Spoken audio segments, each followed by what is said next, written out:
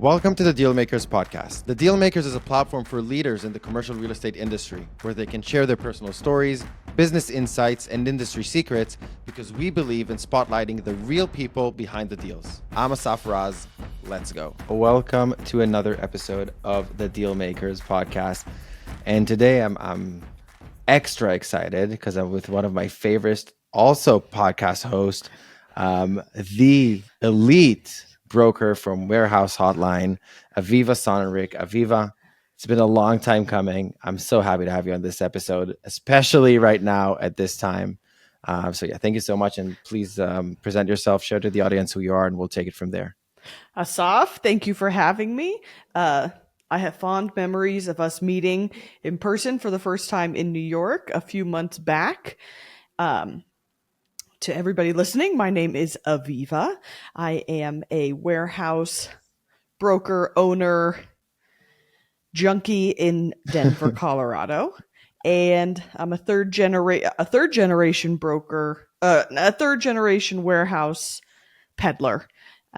So I have my family came to America in the 1950s, and real estate was our avenue to the American dream.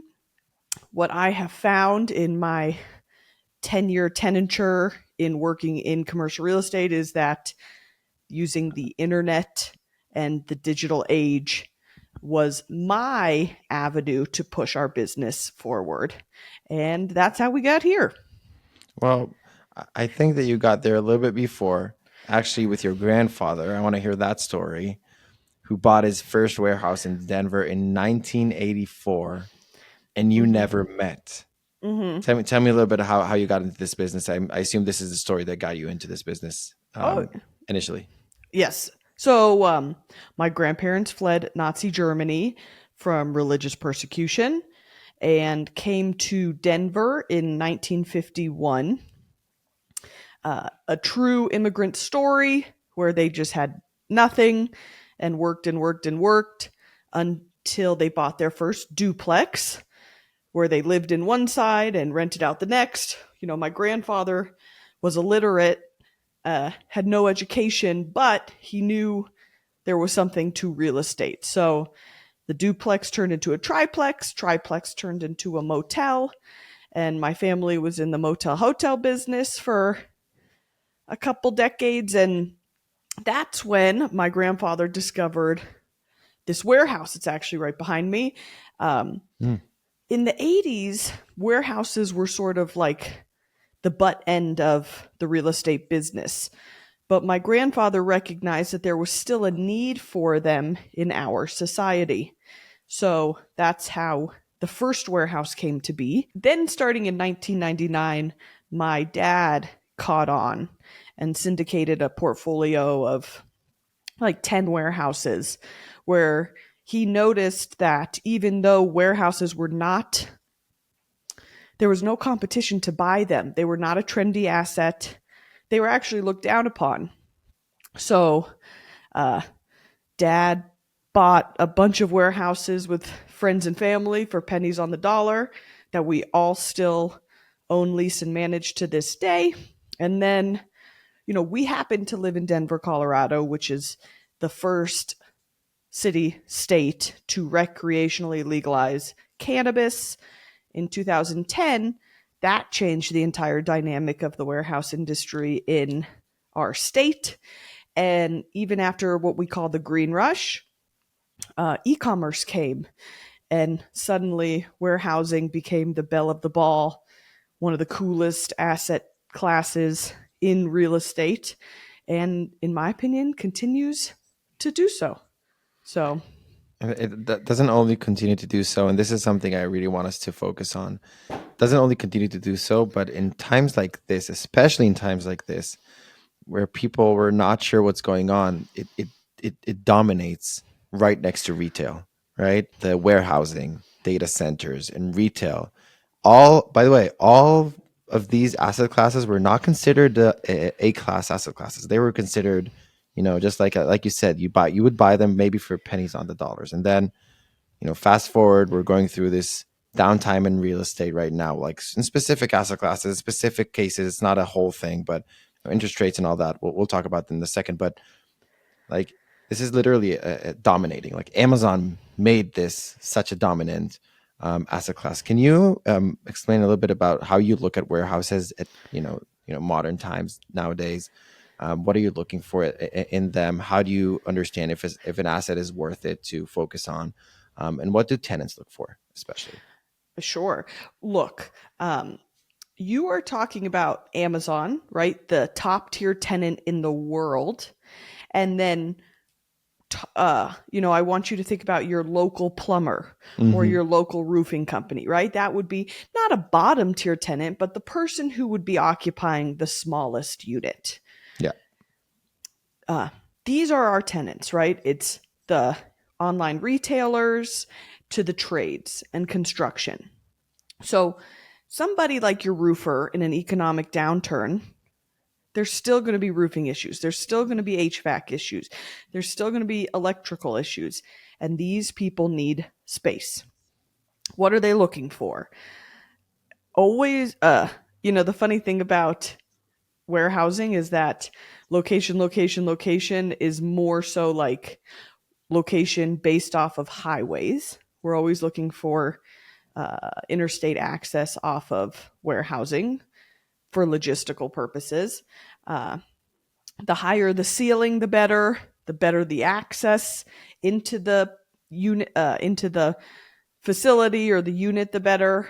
Better parking. Uh, Warehouses are very simply put, they're just big boxes. It's very simple real estate. And we're not looking for anything more than, like I said, like very simple. Sometimes we see like an L-shaped warehouse. There, we like rectangles on big plots of land by interstates. I really like that strategy. Yeah. That's pretty cool, and that's really relevant for the tenants. And how does it work from the owners, investors side? Like, how do they make those decisions? Do they have the same kind of protocol to think of where to invest, or do they look at it a little bit differently than you do? It's so funny. Everybody has a different strategy in approaching these properties.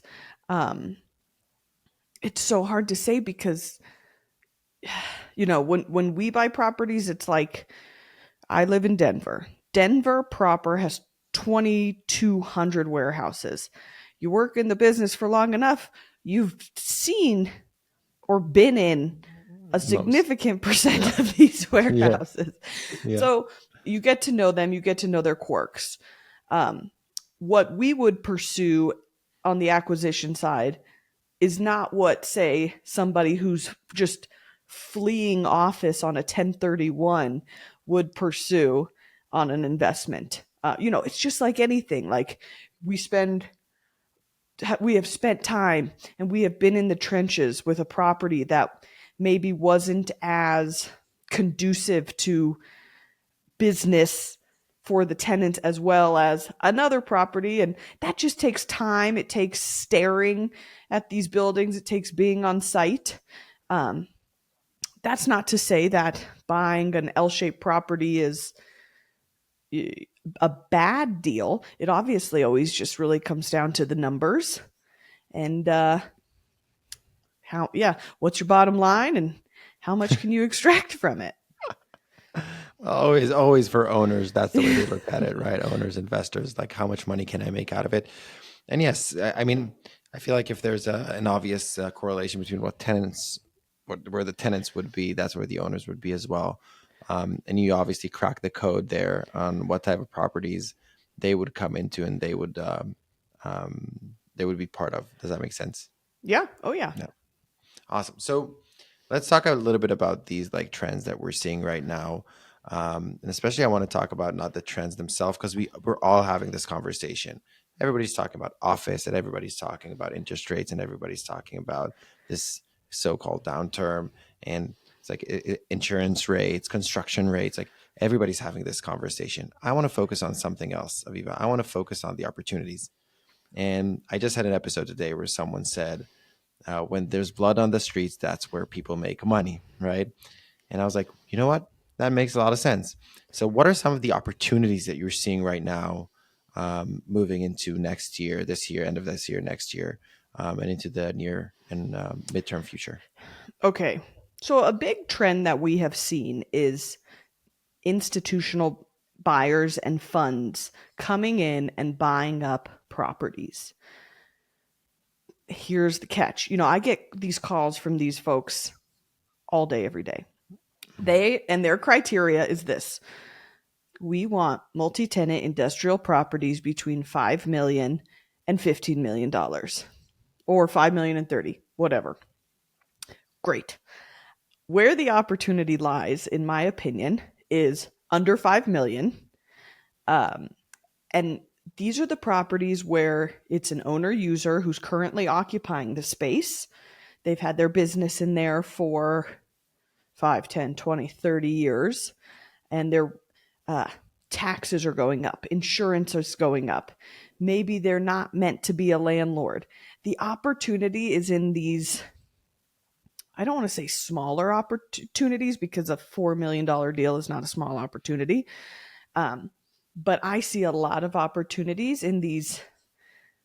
It's like they're not institutional, right? These are mom and pops who are sick of paying tax increases year over year. They don't know how to handle tenants. Maybe they're not as sophisticated with these tenants, and they are just ready.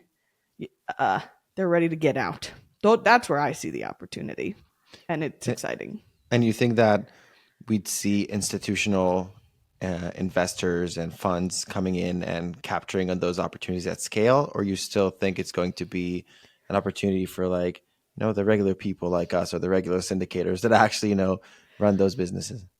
The funds stay away from those deals just because they can't extract enough money for them, for the most part. I've seen them flex down to 3 million and 4 million, but you can buy a $2 million property. You can syndicate a $2 million property and still do well as the syndicator, still do well for the partners, everybody, and the tenants. Everybody can still win on a smaller deal that just the institutional buyers can't justify. Yeah, they can justify it. Yeah, yeah, I've heard that a lot, and we are seeing also a lot of these institutional investors getting rid of debt um, very quickly, and focusing on also making cash-based investments. So essentially putting in more cash into the deals, more LP capital, and just less debt, which I think also has an influence of the opportunity. Because if you're already investing so much cash into a property, you want to have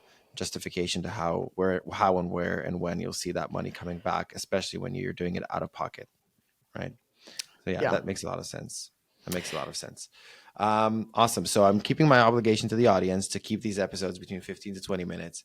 So I'm going to jump into something that you and I really, really like, and I really need your take on this one. So, and I know a little bit about this. The audience doesn't know anything about this. And the question is, how did social media influence your own personal career? And what are some tips you have for people in commercial real estate that are not monetizing or utilizing social media right now? Sure. I like to go to the airport and stare at people and what they do. That's weird, I Aviva. know. Thank you. I know. And what I notice when I'm staring at strangers is their habits and behaviors. And their behaviors are always that they're staring at their phones. And then I like to look at their phones and see what they're staring at. And they're Is generally, that legal though? Is that legal? yeah, of course it's legal. Of course it's just a glance. Um, We all do it. We all do it. It's fine. We all do it. right. And what I noticed is everybody's staring at their phone. And an overwhelming number of people are on social media. So now we have all of the attention focused at our cell phones. And then we have the opportunity to provide it's free marketing. We deploy free marketing against those platforms. And it makes nothing but sense. So all of the attention is on these platforms. The effort to get on these platforms is free. It just takes time.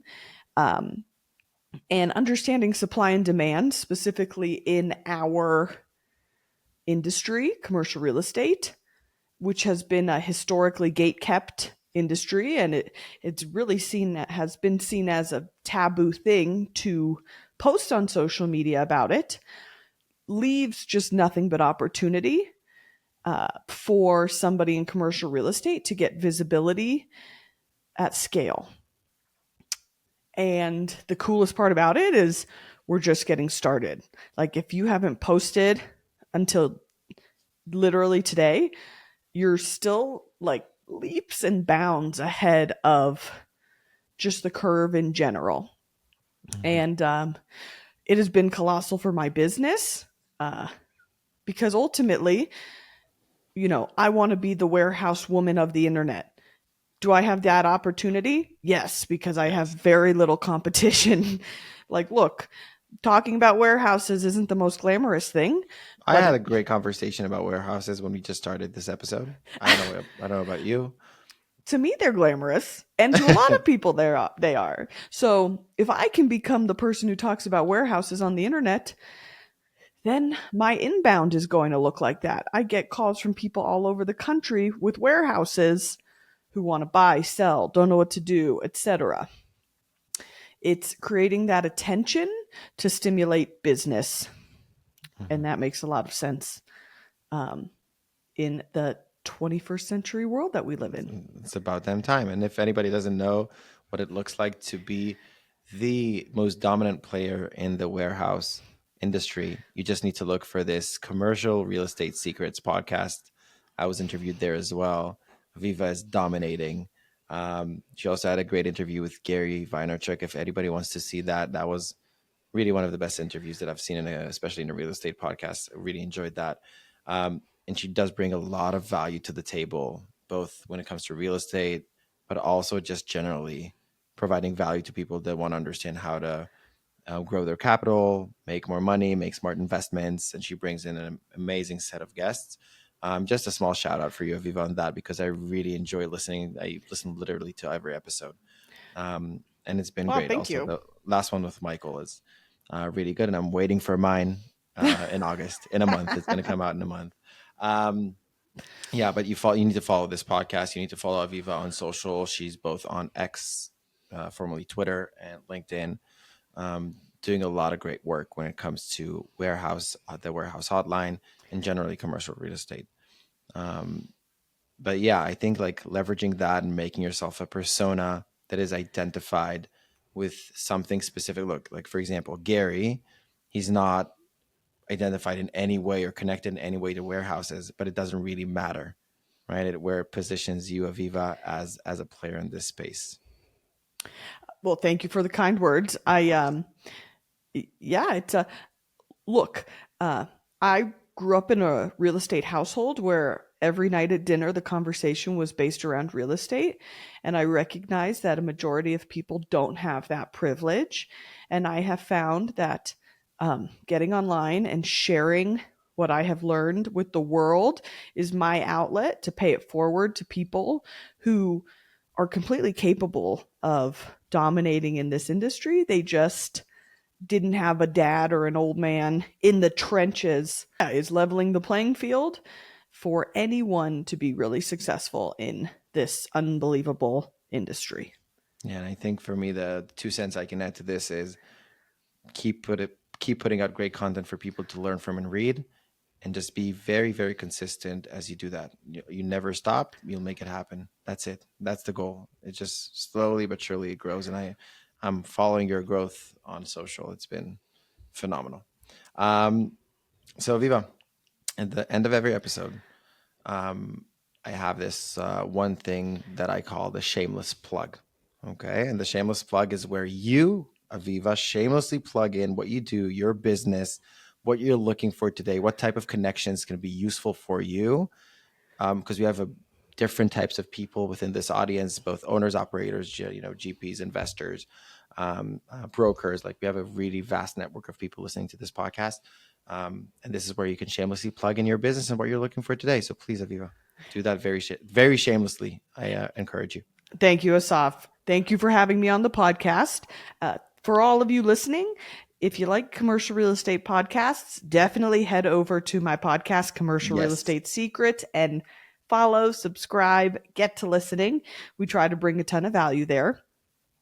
Follow me on social media platforms at Aviva Real Estate. Every single one is just Aviva Real Estate.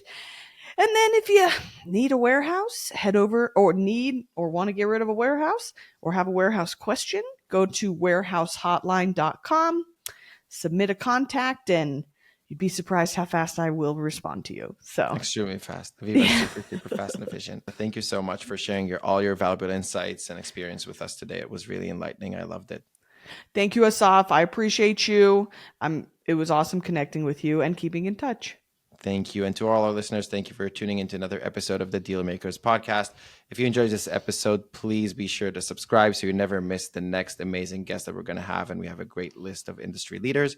If you have any suggestions for future guests or topics, please feel free to reach out to Agora Real Estate, agorareal.com, or our social pages, Agora RE. Stay tuned for more exciting episodes as we continue to explore the stories behind the deals and the people making them happen. Thank you, Aviva.